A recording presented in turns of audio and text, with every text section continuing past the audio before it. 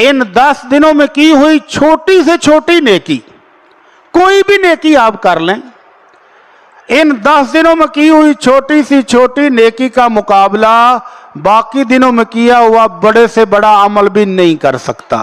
क्यों नहीं कर सकता?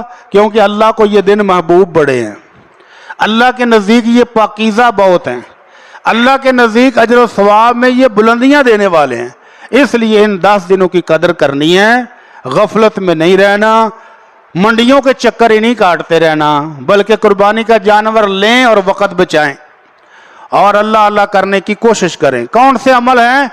इन 10 दिनों के अंदर जितनी इबादत हम पूरे साल में करते हैं वो सारी इबादतें इन 10 दिनों में आ जाती हैं। नमाज हम पढ़ते हैं पूरा साल, इन 10 दिनों में भी पढ़ेंगे और वही अजर व सवाब जो उन दिनों में मिलता आप कई गुना बढ़ा चढ़ा कर हमें मिलेगा। तो 5 नमाजों का एहतमाम करें। अगर पहले सुस्ती थी तो अब ख़त्म कर दें, क्योंकि अल्लाह के महबूब तरीन दिन आ रहे हैं। ये हमारे लिए ही पैकेज है कि हम थोड़ी थोड़ी उम्र वालों के लिए अल्लाह ने रमज़ान के बाद एक और पैकेज दे दिया कि 10 दिन है, मेरी बात कर लो, जन्नत पा लो, अजर व सवाब ले लो।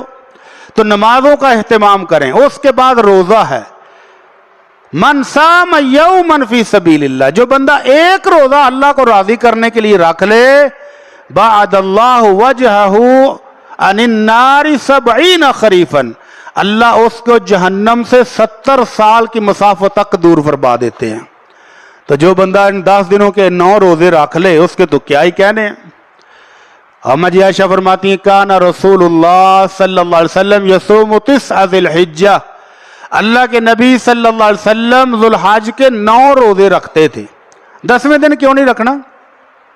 10वां दिन ईद का है और अल्लाह के नबी सल्लल्लाहु अलैहि वसल्लम फरमाते हैं कि ये हमारी ईद है और ये ईद से लेकर 11, 12, 13 तारीख अय्याम अक्लिन व शुर्बिन व ज़िक्रिन लिल्लाह, ये अल्लाह ताला ने हमारे लिए ईद रखी है, इसमें खाओ पियो और अल्लाह का जिक्र करो। तो रोज़ा रखना ईद वाले दिन मना है, जायज़ नहीं है। और ये जो हमारे पंजाबी घरानों में मशहूर है, जी बाबा जी ने रोज़ा रखा है, गोश्त खा के खोलेंगे, तो वो रोज़ा नहीं होता। अल्लाह के नबी सल्लल्लाहु अलैहि वसल्लम ने ईद की नमाज कब पढ़ी?